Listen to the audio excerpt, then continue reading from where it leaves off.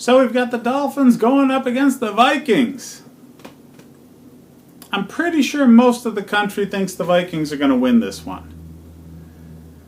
Most of the country's wrong. And I'll tell you why.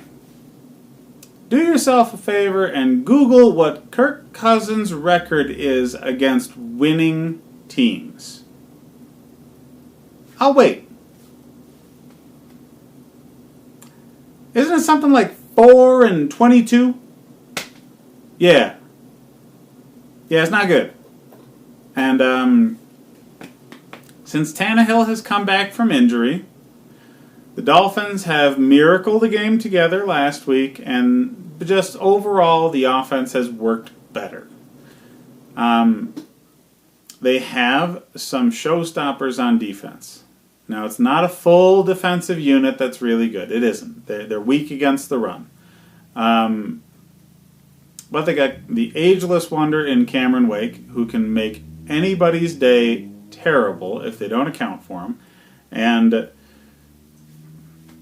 they've got possibly the best corner in the league in Xavier Howard. So, yeah. They've done good things the past few weeks against their division. They got a winning record. And that seems to be good old Kirk Cousins' Achilles heel. I've talked about Cousins a lot this season with how there's just something missing in that man. It's not just him. It's the coach too. But Zimmer, at least with a different quarterback, was able to get this team to the NFC Championship game. That's something that Mr. Cousins has never even sniffed. I'm pretty sure he hasn't. Does he have one playoff win or is it none? Either way, it's not enough. All right? Somebody who makes $84 million guaranteed probably should be vetted for wins and losses. This is not fantasy football. You guys might be playing fantasy football. The Vikings aren't. So yards and touchdowns mean a lot less than W's. When Tom Brady came into the league, he was replacing Drew Bledsoe. Drew Bledsoe was a similar mold of quarterback. He put up a lot of yards. He threw a lot of touchdowns. He got to the Super Bowl once, and he lost it in, pretty easy fashion, actually. Then comes in Brady. He can't throw all the touchdowns. He can't throw all the yards, but he can rally a team around him. Belichick saw that, and they won a bunch of Super Bowls. Let's apply this to Cousins. I don't get what it is about the guy. I don't. I just know that offense that he was running last week didn't look good until the game was out of reach. When there is contention, when there is competition, when it's tight, he folds. He's great when they're ahead by a lot.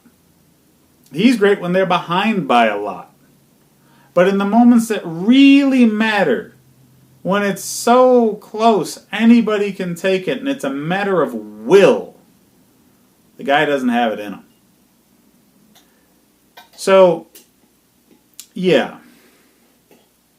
They've been choking the past few games. I'm putting a lot of that on Cousins.